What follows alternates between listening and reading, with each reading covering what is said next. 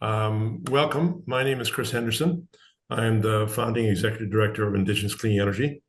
And for those of you who don't know, Indigenous Clean Energy is the national hub supporting Indigenous participation in partnership with clean energy projects. And we're delighted to have you on board.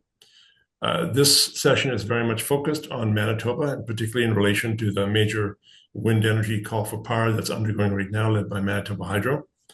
And the purpose of this teleconference, this meeting, is to give you a chance to hear from other Indigenous leaders across the country and also the experiences of ICE as to how Indigenous participation with securing partnerships for large clean energy projects, and also the financing of that on the equity basis has evolved. I'm here in the unceded Indigenous land for the Anishinaabe people in what is known as Ottawa.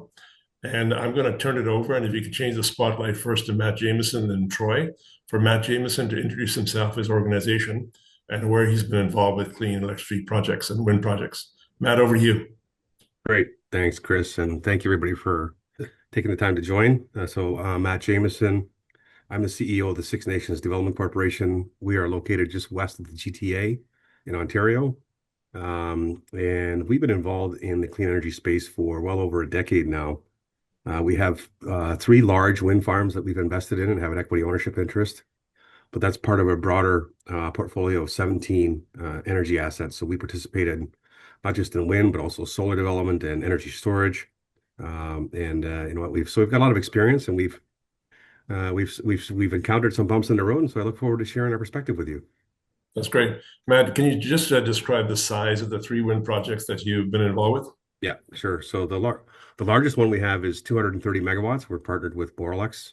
That's the second largest wind farm in Ontario, and we're a 50% owner of that project. The second largest one is the Grand Renewable Wind Farm, which is 149 megawatts. We're partnered with Samsung and Pattern Energy. And then we're also partnered in a project called Guns Hill Wind Farm, which is a smaller 25 megawatt wind farm. We partnered with ProWind. Thanks. Great. I'm going to turn over to Troy to introduce yourself and your involvement with wind, Troy. And if you could change the spotlight, and Troy, you'll need to unmute yourself. Yeah, so that works out good. Yeah, good morning, everyone. Very happy to be here with you this morning. So my name is Troy Jerome. I'm a Mi'kmaq from the community of Listuguj. So Gespegawagi is our territory here. It's the southeastern portion of Quebec, the piece that goes across the top of northern New Brunswick. I was involved with the development of a 150 megawatt wind farm project called Meskikukchusen. We did it back, it's been in operation now. It's going to be 9 years in a couple of days. We went operational December 4th, 2016. They're building an extra part of it now, another 50 megawatts to make it about 200 megawatts. And yeah, at the time that we were doing it, not many people were looking to, especially the Mi'kmaq people, to say that, yeah, let's give you some part of the project. So that's about the size of the project we had going back many years. And we were doing it for the 3 communities of Geskebigya, Gespeg, and Listuguj. Great. Thanks, guys. So just by way of background here across the country, and if I can flip back to me, Lena, what we see across the country is wind energy projects in development from coast to coast to coast. And Lena, what I would just do is put myself, Troy, and Matt up there permanently so we can all speak, so that'll be easier. What we see is that from Nova Scotia to New Brunswick to Quebec to Ontario to Manitoba, Saskatchewan, and BC, there are large wind project developments and calls for power going on, which is very positive. And provinces and territories and utilities have made major commitments to having Indigenous co-ownership and equity. The challenge is, there are 2 challenges that have been really profoundly that have come out, is that how do you form really good partnerships with private sector companies? And I know that some Manitoba First Nations and Indigenous and Métis organizations already have partnerships. Some are determining how they will move forward. And I also will say in Manitoba, this may be the first wave of projects. We expect that there will be a series of calls for power and wind projects coming online across the country, as well as in Manitoba. So while there may be opportunities now, there will also be opportunities in the future. The reality is that there's more and more power needed across the country, including in Manitoba, and wind power is becoming a real choice of power because of its strong penetration rate and also its cost effectiveness. especially with medium to large size projects. The two problems that Indigenous communities have had in this space is one, forming partnerships and also obtaining equity financing. And what I would note is that it's not available today, but it will be available as of December 9th. Is ICE has produced an Indigenous Clean Electricity Equity Guide for First Nations, Métis, and Inuit communities with much more detail.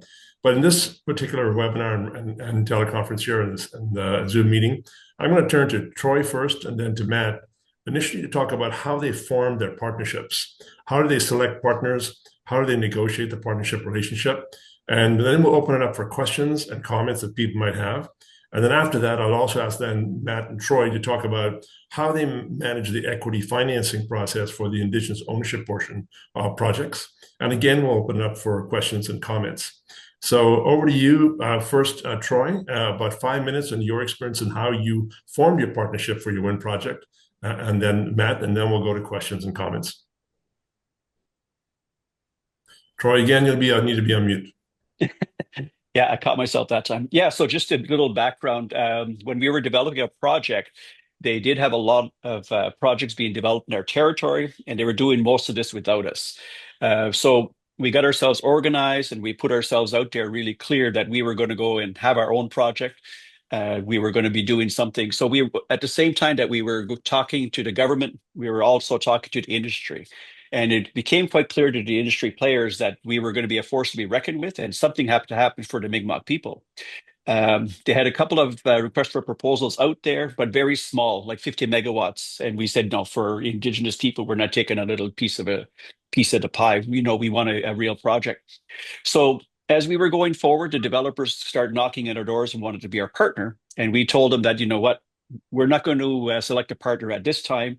We're going to do it further down the road. And what we wanted to do is put ourselves in the driver's seat more, so that by the time that we were ready to select a partner, it was clear to them that we were going to be, a very beautiful partner to have.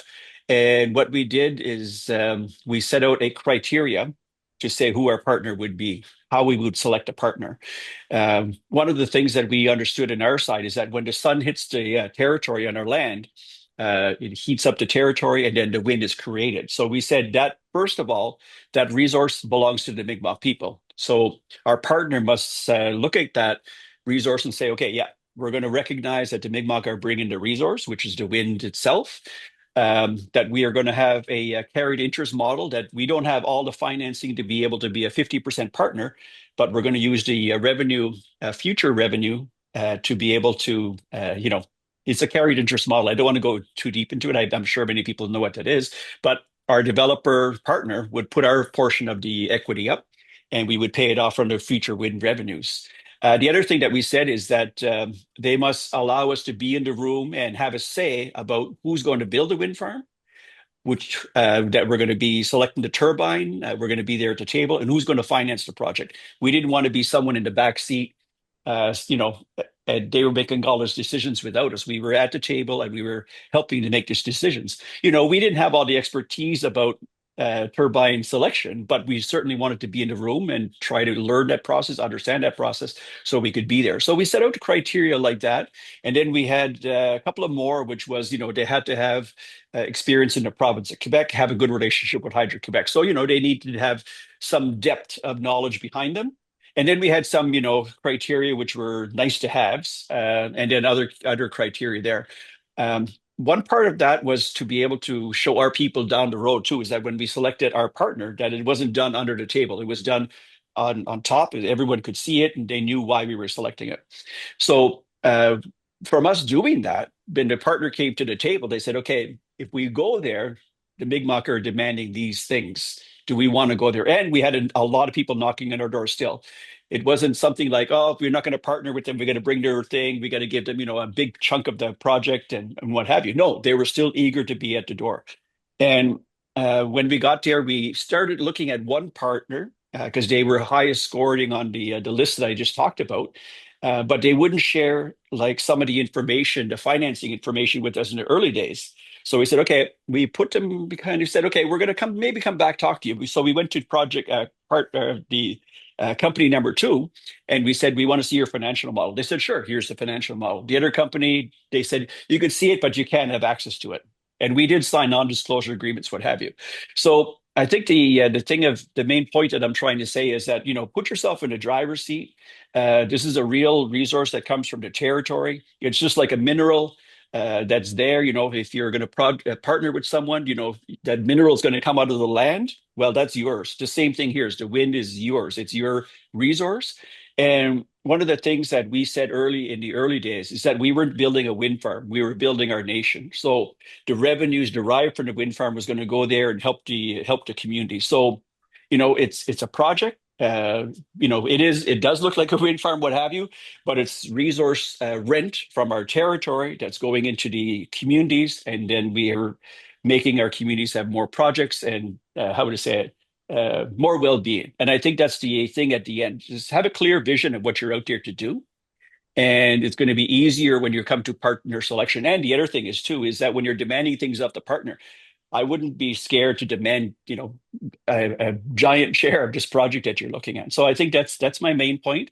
If you get organized and believe in a project and believe in the resource, I think that it's a good thing to have. Push hard and do it. That's the other thing. This is a very clean, renewable resource. And if we're going to have things developed in our territory, I think those are the kind of things that we should be after. So thank you. Thanks, Troy. Matt, over to you. Yeah, great. Thanks. And that's awesome to hear, Troy. I love that approach. Our story in Ontario is a little bit different in that in 2009, the province entered, maybe 2008, 2009, entered into the Green Energy Act in Ontario, which spurred a lot of activity in the province. And Ontario was very much an early adopter and pushed hard for renewable energy development in the province. And that led to a crowding in of developers, and everyone was knocking on our door. And we had at that time absolutely no clue around how we would participate in the renewable energy sector, other than it was one of those sectors that actually fit within our values as Indigenous people. This is something that's going to create greenhouse gas reductions. It's going to create a better future for the next generations.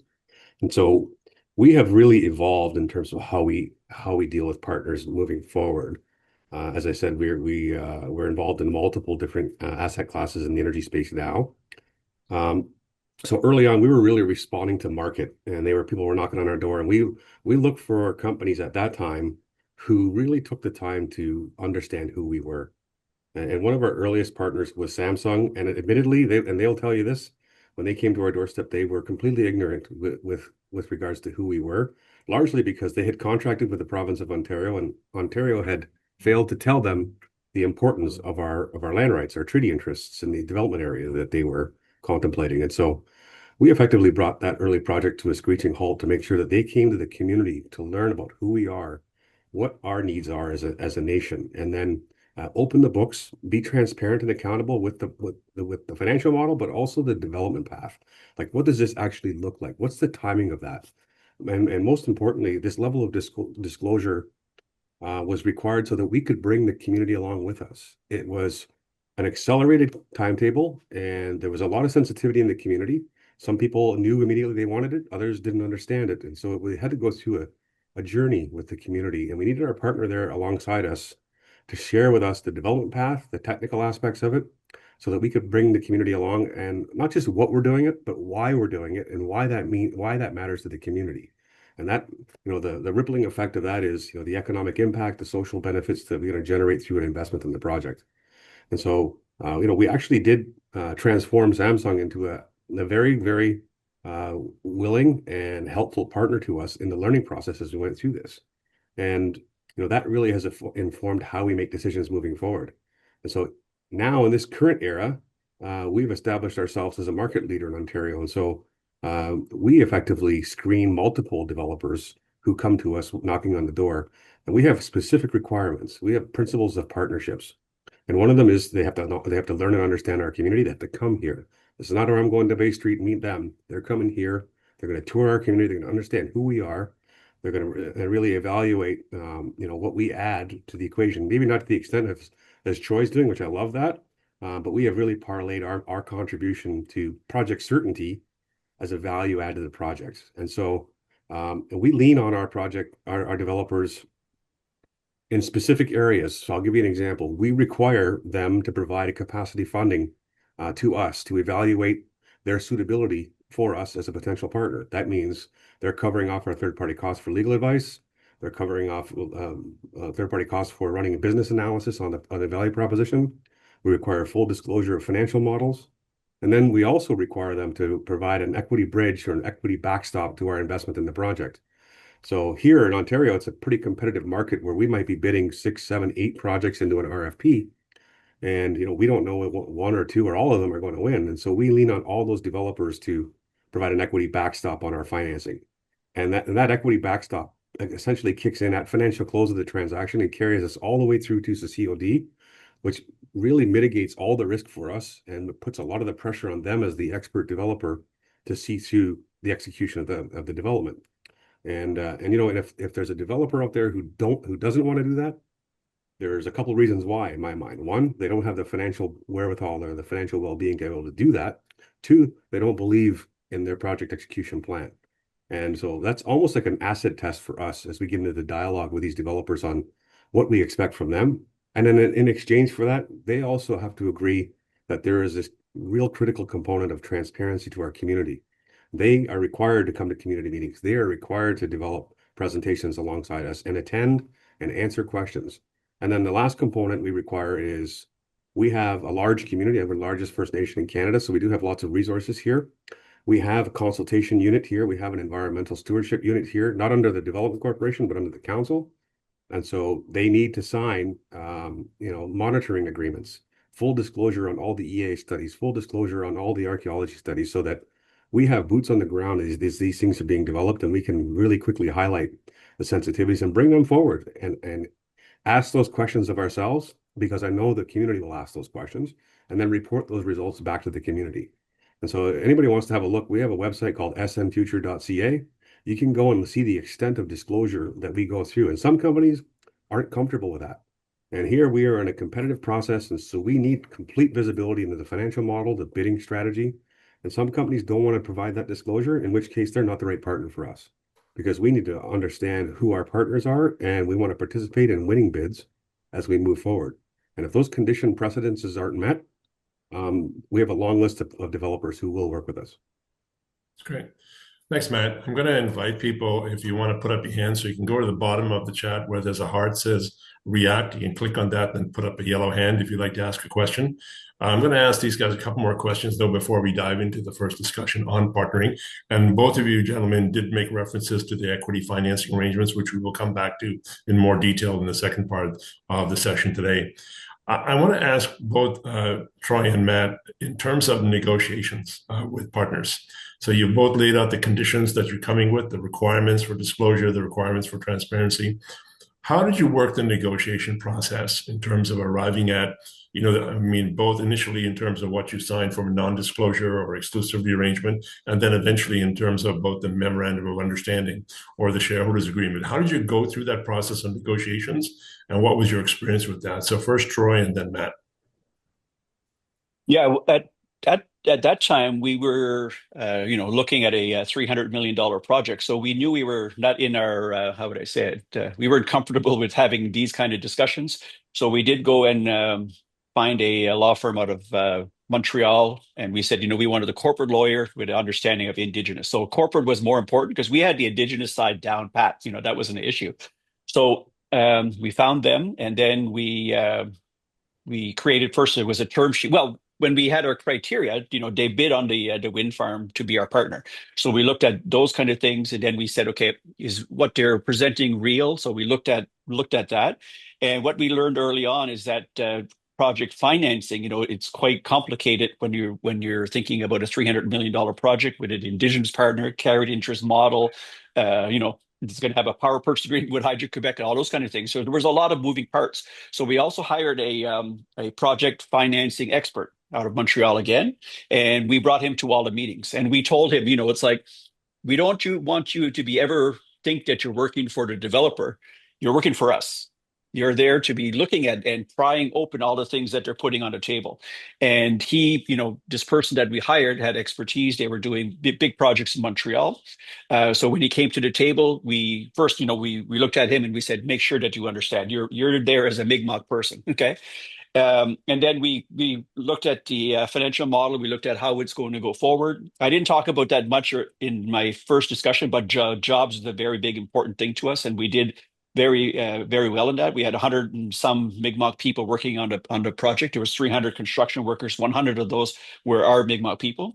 And then I guess the other thing that we looked at is that how we could look at the partner and see what are the things in there that could maximize our future revenues. So when we first started, they said our share is going to be about this much. It was a little over 50% of the funding that's going to, or the profits was going to land in our hands. But it was something like 160 million, and we were anticipating 200 million. So that's one of the things we looked at too. Is with the project finance specialists, we told him, where in there can we maximize more of this? What can we do to do that? And that was his job going forward. So whenever we seen something happened, because when we were there, as we were getting through the construction of it, the cost of money went down. So the project became more profitable. What share of that was theirs? What share of that was ours? So these are kind of the things that you think about ahead of time, and how could we do that? Yeah, so I'm not sure if I answered your question all the way, Chris, No, but no, those that were was, the no, things. that, yeah, That's that was good. that's some of the things that we did. We knew that we were knowledgeable about everything, especially in project financing and picking the partner and all those kinds of things. So we brought experts with us. Yeah, no, that's perfect. Matt, over to you in terms of the negotiation process. We're going to come back to financing, both in terms of backstop and in terms of the equity and in terms of the financial models. Matt, so your negotiation process, what have you done? I know there's been changing from the initial projects to now, but what's sort of the best practice that you found in terms of negotiations with partners once you know who you're dancing with? Yeah, I know exactly. I mean, and again, the whole industry was really thrust on our doorstep very, very quickly. So it was a very steep learning curve for myself and my team. And we recognized early on that, listen, we need expert advice here. And we did go out and seek, business consultants and a law firm from Toronto with experience doing these transactions. But before we even did that, we had a conversation with ourselves. I had a conversation at that time. Economic development was part of the chief and council. I went to our chief and council and said, listen, we need to equip ourselves with the right governance structure, with the right decision-making powers to set up an entity, which ultimately became the Six Nations Development Corporation, to set up an entity that could conduct and act on the business affairs of our community without having to run back and forth to the council every day or every time there was a decision point. Because let's face it, political people are invited for their social standing, not necessarily their business acumen. So we moved very quickly to set up an institution, if you will, here at Six Nations that could take on the bulk of the work that was required to even sit down and negotiate on an even playing field with our counterparty. And we did that by leveraging the experience of our advisors. And then we were able to parlay our negotiating power through the capacity funding agreement I talked about earlier to effectively get our development partner to pay for those third-party costs. Because you know what, it was at that point speculative. We didn't know whether we were going to arrive at a deal. We didn't know that would we be successful in actually securing a power purchase agreement. But we did know that we have to cover off a basis and make sure that we made an educated decision. So I think that using third-party advisors is critical, certainly at an early stage where you don't have a lot of understanding of the market, but also the importance of standing up the right institution to represent your interests as a nation are equally as important. And then the community themselves, like myself, my team, even our chief and council, we went on a very accelerated learning process to understand what these assets are, how they're built, what they mean, what's the environmental footprint associated with them at all dimensions of the project. And you know what? So effectively, I guess the message is communities really need to make a commitment to their participation in the project. It's one thing to just sign on as an equity investor. It's another thing to get your house in order, to get prepared to do business at the highest possible level. Because once you set up those foundational underpinnings and you secure 1, 2, or 3 contracts, the next thing you know, there's a rippling effect. There's a waterfall of opportunities that will come to you when the market sees that you are positioned to grow. And so, yeah, I mean, I think we are at a much better place now. And at the same time, when we engaged our business advisor, we also had a really good look at the contracting terms that were being offered by the Ontario Power Authority at the time, which is a provincial regulatory body, on the value of the adder. There was an Indigenous adder which was added to the contract, which said if you have a certain amount of Indigenous equity ownership, you get this little bit of a nugget of value we quantified that value and we parlay that very much like Troy talked about in terms of a free carried interest in the projects because we wanted to make sure we got our fair share of the value add that we bring to the project. And then the last point I'll make is we also understood that, senior debt financiers to some of these deals, like the one wind farm is $597 million. It was the largest, it was the first and one of the largest wind farms we did in the early years. And $597 million is not a small amount of money. And at that time, this is going back over a decade now. There was still a lot of uncertainty around, the duty to consult, but senior lenders were starting to ask questions. Okay, how have you guys engaged with the community? Tell us, where's our comfort going to be that the First Nation itself is on board with this? And so that is another lever that we were able to use in our negotiations with our partners, that we bring certainty, we bring value through the adder, and that's worth something. That's great. Yeah, if I may, Chris, Yeah. Matt said a couple of things that reminded me of the early days as well. So I did mention that we went to see our, hired corporate lawyers to understand this project to help us go there. And I think that the first thing that when we sat down with our lawyers, uh, we gave him the vision of what we wanted. The first thing that he went away and came back was risk. What's the risk?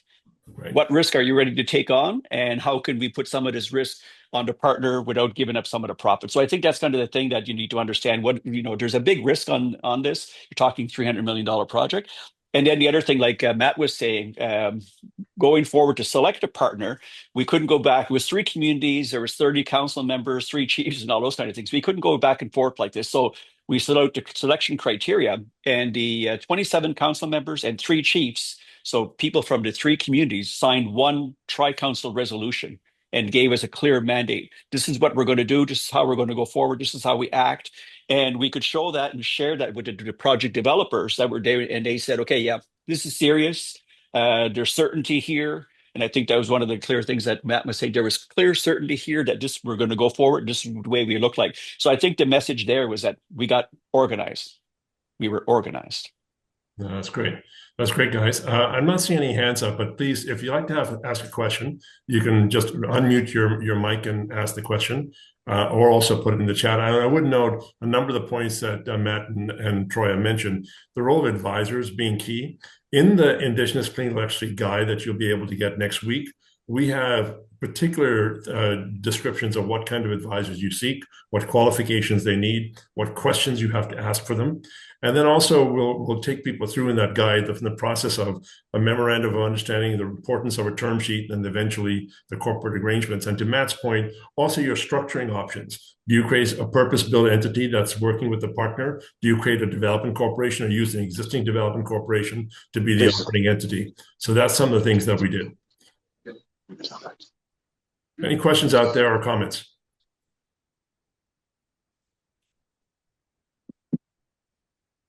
I have a question. Yep. My name is Councillor Kevin Catchway. I'm from Treaty 2 territory in Manitoba. I just wanted to see how many turbines do you have in the projects? Troy, you want to talk about Mesquiujusin, how many turbines you have?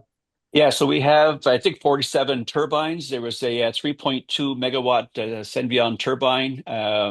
So that came up to about 146 or so. And then there's one more turbine, 2 megawatts. So 3.2 megawatt turbine. At the time, it was the largest blade that we could get on the road that would be allowed us to the wind farm.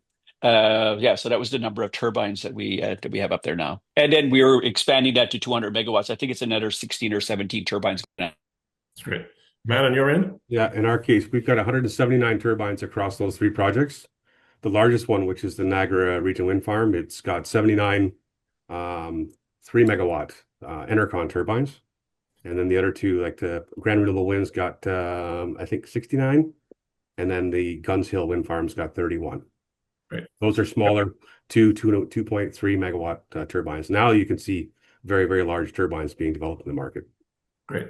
I'm going to come back to Glenn to your question, but I want to get to Abigail's question here. I mean, in terms of land use, how much, for those areas, for Troy, your case, how much land was used for those 47 turbines? And how did the siting for turbines go through the conversation in terms of the environmental assessment, consultations with the community, and so on? And Matt, to York, perhaps with your largest wind farm. So, Troy, over to you. Yeah, so in terms of the land mass, I can't tell you right out. I can, kind of describe it on the map and show it to you, but it wouldn't be useful to you because you don't know the area that we're in. But one of the things that we did is that in the territory that we are, they had a plan to put about 2,000 megawatts of wind energy, and they were going forward, like I said, and they were excluding us.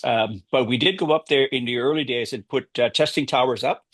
And we did tell the developers that were out there, this area here, that's going to be our area. That's Mi'kmaq territory wind farm.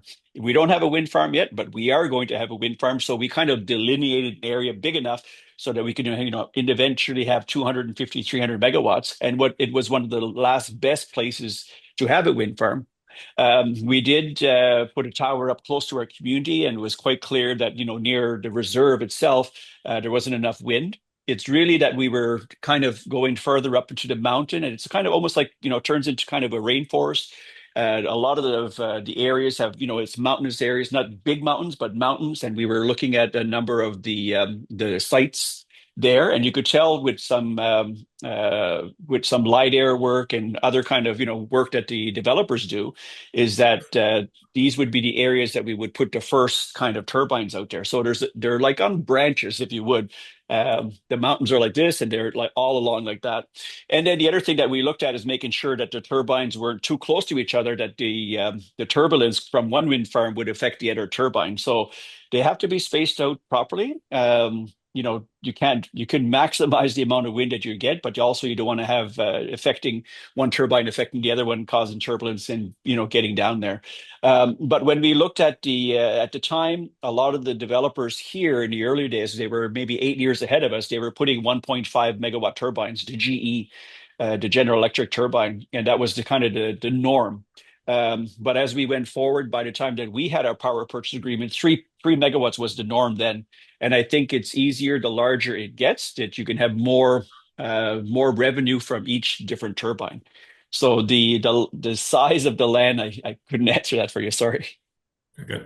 Matt, if you can go into your turbines and touch on the other couple of questions that Jeff and Glenn and Abigail raised in terms of one, the approvals, but also I know just Troy, just one question. You were dealing with Crown land, right? Where the turbines are located? Yeah, it's all Crown land. Yeah. So Matt, in any case, in your end, did you have to do any leased land that was private property under the current laws in terms of accessing? So the size of turbines, the approvals, and the nature of getting access to property that was not Crown land. Yeah, no, exactly. So we have a mix of both private and Crown land as part of our project. And in terms of total acreage or land use itself, I don't know. The one thing I do know and that I do like about wind turbines is that, when they're developed, you can farm right up to the footprint of those turbines. So we live in a pretty heavy agricultural area. And so once they're developed, they don't take up a lot of land use. There's their footprint, and then there's the interconnection. And then there's, the building the network to connect all the wind turbines together. Doesn't really use a lot of land. And our wind farms are built over a vast area within our treaty interest area. And so I couldn't tell you how many specific acres, but the bulk of our wind turbines are hosted on private landowners' property. And so the project company will go to those landowners and enter into long-term leases for the use of their land. And those lease structures can vary. Some of them are a fixed annual lease payment. In other cases, there is a lease payment that's fixed, but also there's a variable component that's tied to the production capacity of what happens on that turbine. Again, these are all cited based on Met data that you get from Met towers, and they tell you what the best wind resource is, and that really informs the geographic location on where to site these locations. To Troy's point, you're going to want to put these things in an area where you maximize the wind velocity, right? I know in some cases I'll say that we pay certain farmers, I think $35,000 a year per tower for land lease rent, and there is something in our neighborhood which they call turbine envy, which means the one farmer on this side of the street looks across and sees a wind turbine on the farmer's side across the street, and they want that because they want the money, but they don't want to look at it because they've got this opinion of whatever it might be.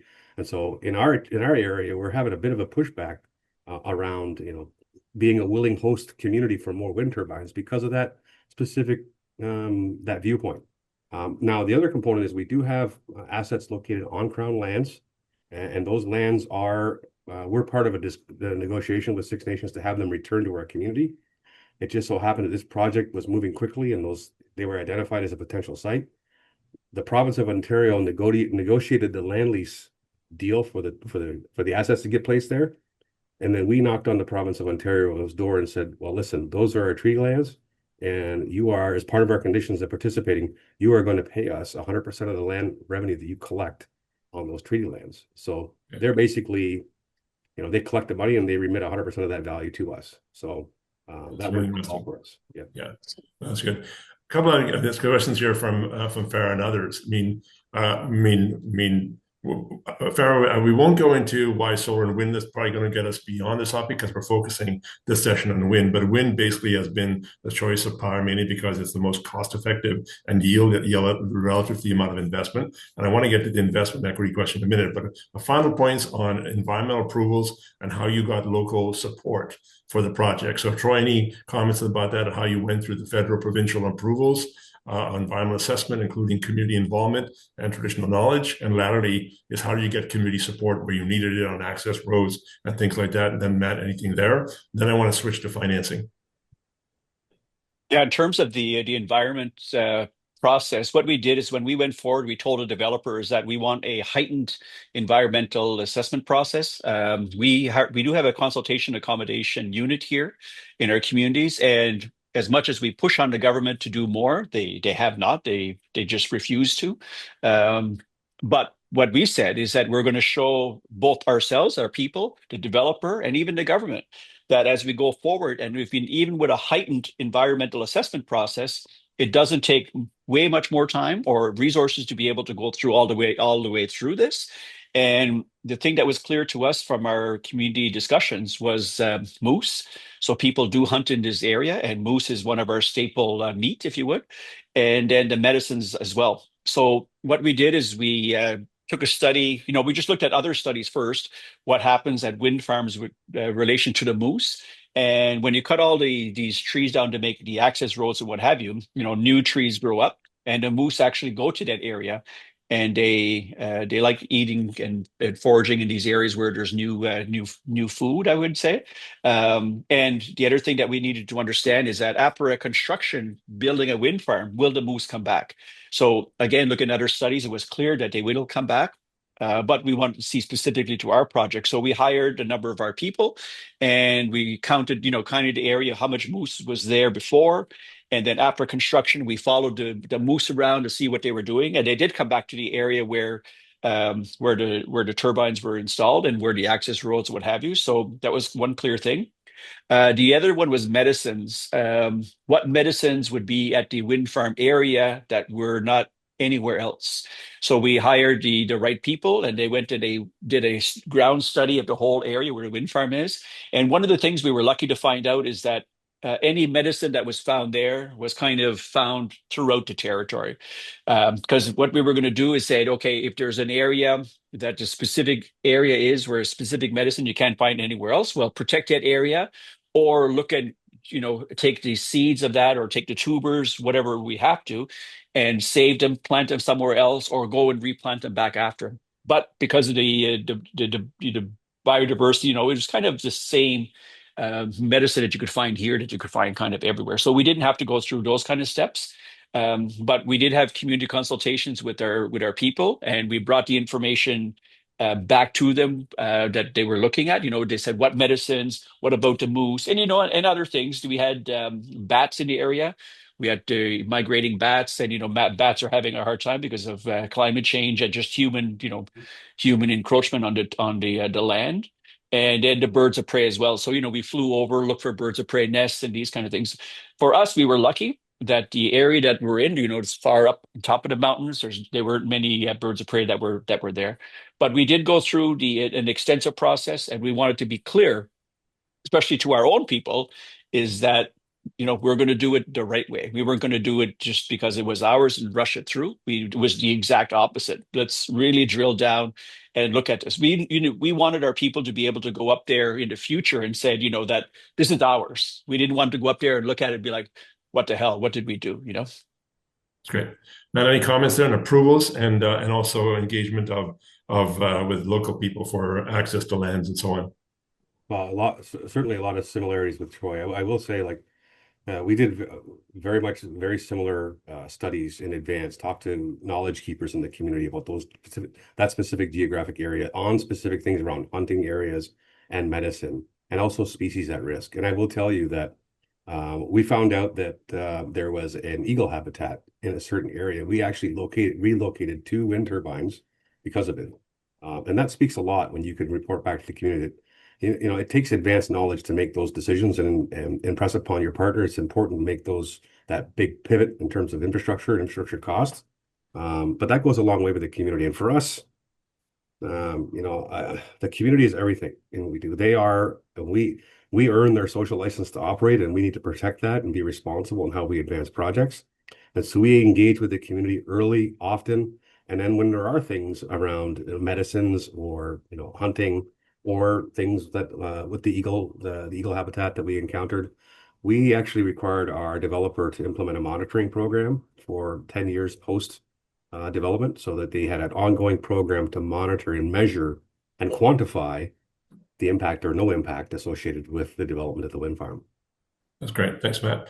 I want to switch into financing. I know you guys both made some comments about it. So how did you position your communities, either through the development corporation, Matt, or through the community Tri-Nation interest, Troy? How did you negotiate your equity interest? And both in terms of the backstop, I want you to explain that as to how the backstop would work from the developers. And then where did you eventually land on how your equity investment was coming in? And then laterally is that how did the project move into the long-term senior debt financing? So for people's information, and we have a lot of details on this in the Indigenous Equity Guide that will be available next week. We talk about what the early stage development costs are, what the costs are for construction, and how equity comes into that, and then laterally how you get the senior debt for the long term. So Troy, on your end, how did the financing work for your equity, for your communities? And then other things you may want to add on the long-term financing of the project. You're on mute again. Yeah, so in the early days, before we were even quite organized together as 3 communities, Listuguj itself went ahead on the first and second bids. There was, 2 large bids that the Quebec government had. And at that time, we had put up a wind testing tower. So that was a very good equity asset for us, because the longer you collect wind data on a specific site, the better it is for financing. It's the less risk that the financer has, because this wind data isn't coming in 1-2 years, it's coming in 10 years. So that's one of the things that we brought to the table with the developers, saying that, hey, we got all this data going back 8 years or so. And the other one is that we relied heavily on revenues from a project called CEOP, Community Economic Opportunities Program. And we used those funds from Indian Affairs to put our project together, what we would look like, and doing a lot of the lobbying, going to the government and saying that we're going to have a fair share of this wind resource. And at that time, we were quite clear. We said, we're going to stop a project. We're going to knock a project down. We're going to do what we have to do to put ourselves there. And we told the government that we're not going to be negotiating in the media. We're going to be negotiating at the table. So, and we went to see all of these developers as well, kind of early days, said, this is how we're going forward. This is what it looks like. And this is what we're expecting. So we had a territorial claim on the area, and we went to speak to a number of elders, and the elders kind of gave us our vision of what we should be doing and how we should be marching forward to self-government. And the idea was that we need to get access to our resources from the territory, take those resources, bring it back to the community, and better ourselves. So they did actually say wind in that. So when we were going forward, we said, okay, that's clear. We were going to say that the wind resource belongs to the Mi'kmaq people, and we put that in our criteria, project selection criteria. So as we were going forward, it came clear to the potential project developers that these are the things that we were going to have. Then when we went forward and we said, okay, here's our potential partner, we signed a term sheet with them, and in there the terms were, this is what it's going to look like, this is what's going to happen. So they were going to put up a portion of our financing, and we're going to use future revenues, carried interest, to be able to pay our portion off. But as we went forward, we kind of didn't sign the final deal, what have you, but it became clear that the developer is they have revenues that they, how would I say it? They get their money from people investing in their company. And people, when they have shareholders, they want their money early days. People invest and they want to have maximize the profit in the early days. For us, we said, okay, we have 3,000 or 5,000 Mi'kmaq people today. In 10 years from now, we'll have more people. And 15 years, we'll have more people. 20 years, we'll have more people. So what we did, we said, okay, what is the benefit of you having early revenues and us having future revenues? So we put that on the table. We monetize that. We said, listen, instead of us having a shared revenue where we, kind of go like this all the way through, we allowed them to have a bigger peak at the beginning, and then they went down. And us, we were down at the beginning, but we go up at the end. So even including the value of money over time, we made more money by allowing us ourselves to go forward like that. So we created the structure. We have A shares, B shares, D shares. And at year 15, the project really flips and we own the majority of that project. Because we understood too is that, wind energy is going to be long-term and we're looking at clean energy. It's not like we're going to try to get more fossil fuels in 20 years from now. It's going to be more clean energy. So we're going to own this project, we come near to the end date. And by that time, we're going to have more leverage with the government, being able to, with minimum capital investment, go for another 20 years, what have you. So those are kind of the things that we did. That's good, Troy. I want to get Matt in Okay. because I'm conscious of time. So Matt, on your financing, and people who are on the meeting, please start adding your questions on the chat on the financing side. Matt, over to you. Yeah. Okay. So we went through a bit of an evolution, as I spoke to before. We've been in this since 2009, and I will tell you that in the early days, again, first project, $597 million project. Whoa, it's a big number. Standing up a new company, getting our council organized, getting prepared to do business. We ended up taking a 10% equity stake in that project for a couple of reasons. One, it was new to us. It was so large. But two, we didn't have access to capital. We didn't have loan guarantees. We had the resources of our council. And at that time, we didn't come up with this concept of an equity bridge deal. We weren't there yet in the market. The market hadn't matured enough to even entertain those discussions. And so what we did in those early days is we went to our everyday banker, our commercial banker, Royal Bank of Canada, and we sat down with them and said, listen, we need an equity check size of this amount of money, and how can we do it? And so what they required at that time is the band council provided a loan guarantee, which was backstopped by the Ontario First Nations Limited Partnership revenue stream that they get from gaming in Ontario. And so it was through the council underpinning or backstopping our financing that we actually were able to write our first equity check. Now I can tell you, I wish I bit off more equity because we had completely discharged that equity loan within 24 months of the operation reaching COD. Wow. And so in hindsight, Jesus, you know what? I wish we had loan guarantee programs back in those days. But so our time has since evolved. And as I mentioned earlier, we now use these equity bridge requirements. So our partner needs to fund our equity at financial close of the transaction all the way through COD. Of course, that mitigates the risk of construction, but it's also non-recourse to us as a community. So if they go sideways, something goes wrong, it doesn't come back to us in any way. It's non-recourse. But also knowing that now we have these new instruments, these new wonderful instruments, and we'll see how wonderful they are with time. But we have the new Building Ontario Fund here in Ontario, which used to be the Loan Guarantee Program. We have the new CDEV program, the National Loan Guarantee Program, which I'm very excited about, to see how those tools can fit into our financing requirements. But those issues aside, we still expect to lean on equity bridge deals because the key component of these things is to show up at the financial close of a transaction with a check. And it's hard to do if there's not a lot of certainty in the pathway on securing these loan guarantees. So, I think that our lesson our experience has evolved from the early days of not being able to write a check because we didn't have the money. Now having the ability to access programs which can get us into a better situation. But what we're seeing here in Ontario is a competitive process on procurement. And what that means is downward pressure on price. So the government wants to play less and less and less, more incentives or more desire to loop in and crowd in First Nation communities. But when there's downward pressure on price, that creates pressure on the project economics. And so you got to remember that First Nations are 100% levered in their position. And so we are 100% loan on our equity. And if that project, the wind doesn't blow some years, in some cases that is the case. There is series of times when the wind won't blow, and you have to make your debt payment because you're 100% financed for the First Nation. You could be at a risk where the First Nation has to write a check to maintain their ownership or get diluted out of the project. And so competitive environment is good for the consumer, but it also does create a risk on the financial coverage ratio that you need against your equity loan for the community. And unless the First Nation has enough to write a check for their full equity without financing, that should always be top of mind when you're trying to finalize your deal. Yeah, no, that's great, guys. Just a couple of backgrounds, and I know we got a question from Don, and I'll see if there's any other. We've got about just shy of 10 minutes left in the call. What I would note is that the good news is that the market's evolved a lot, as Matt has noted.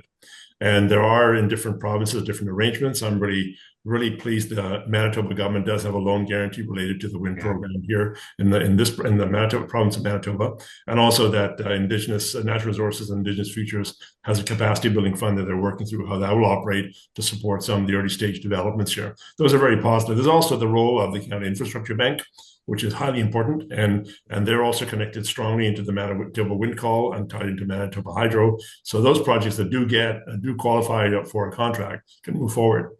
Don, to your question in terms of the wind data is very central to what you can determine will be the yield of the project.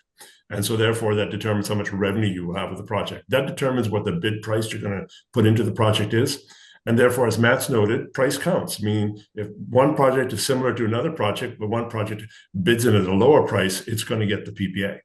And that's a reality that you want affordable energy in Manitoba and across the country and Ontario and Quebec.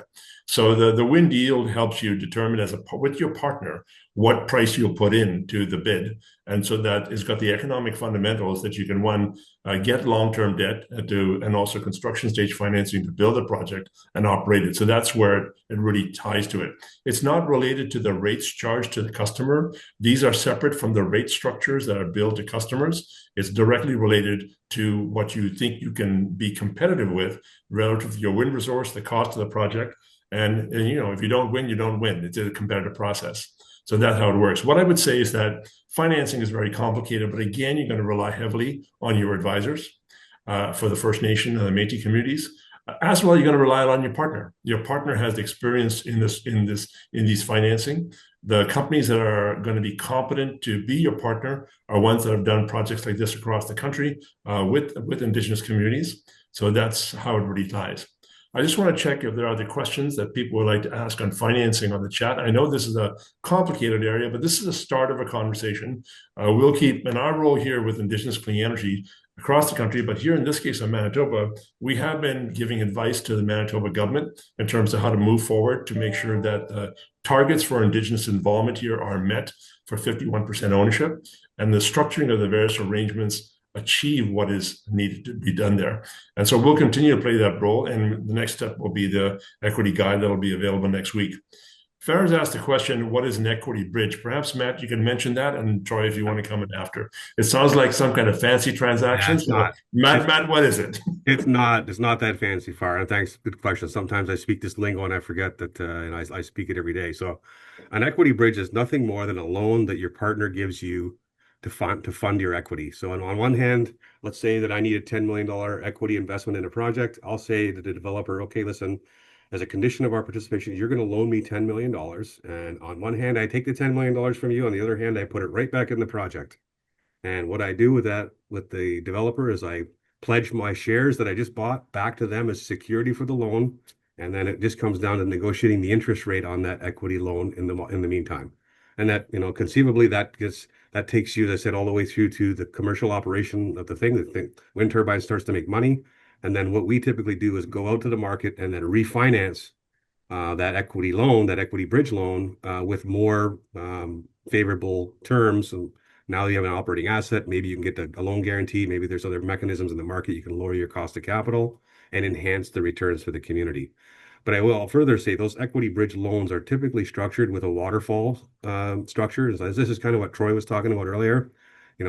If the project starts on COD and we can't refinance it for whatever reason for like 2 or 3 years, the distributions or the profits, our share of the profits of the wind farm will first be applied to that equity bridge loan to retire that bridge loan. And then the money after that one is retired will start flowing to the community. And we also negotiate that fairly hard on, the quantum of how much they take. We say you can take a 75% sweep, but we want something for the community in the meantime. And so we negotiate on the sweep and how much they're going to take on the waterfall structure. And then we negotiate hard on the interest rate for that equity bridge loan. Yeah. I think that's helpful.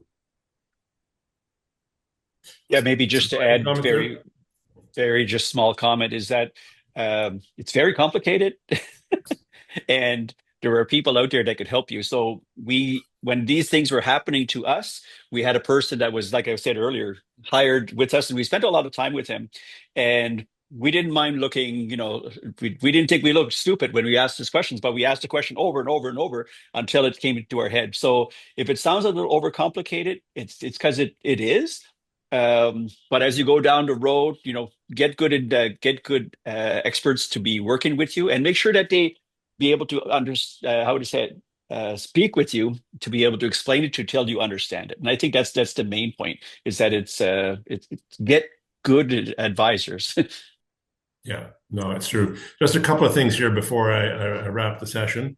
One is that when Matt and Troy refer to the waterfall is the top end of the waterfall is a revenue that's coming in, and then there are certain things that draw on that waterfall, and what's left at the bottom is what the partners share.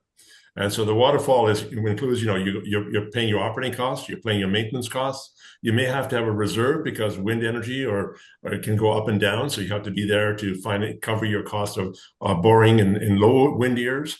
And then after all that's taken care of and you're paying back your interest that you've been paying to the people you borrowed money from, then there's money to share at the bottom of the waterfall. So the bigger the pool at the bottom of the waterfall, the better, because you as a shareholder, as a 51% shareholder, that's what you want.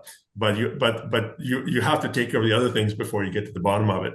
I would also know that COD is commercial operations. That's when you're turning the switch and you start generating power. We all want to get there because that means you're making money, and therefore that makes a big system there. One point, Chris. I want to say one thing about that waterfall, if I can have helpful advice. As you're negotiating these things, and you start looking into the financial structure, the pro forma financial model. This is basically the model they give you. Always look for management fees, and always check management fees against industry averages, because in many ways the partner is the development partner. They're the expert. You're putting your faith in them to build this thing and then ultimately to operate this thing. And so if there's management fees in there or development fees, you want to make sure you really understand what the value in exchange for those are. Absolutely. I mean, what I really love in your advice, guys, is that you'll see this in the Indigenous Equity Guide. We actually point out all those risks that will dilute the amount of money at the bottom of that waterfall that's sharing for the community.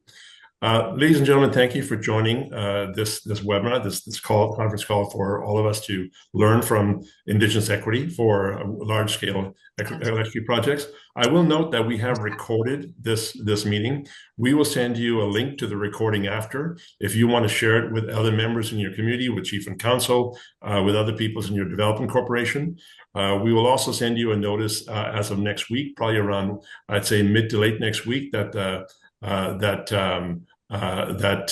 where you can get the Indigenous Clean Energy Guide. And I would note that I know we have some people here from the Manitoba government that we're continuing to support them, advise them as to how this can really work for First Nations and Métis communities in the province. So at the end of the day, while Manitoba Hydro will go through its process and people will bid into this, and when we see what happens next year in the bids, we know this is an ongoing process, an ongoing learning process. And so you see other points there in the chat. You can look at this chat at your leisure as you go through this. But I want to thank my friends Troy and Matt, both of whom we've walked a lot of journeys together.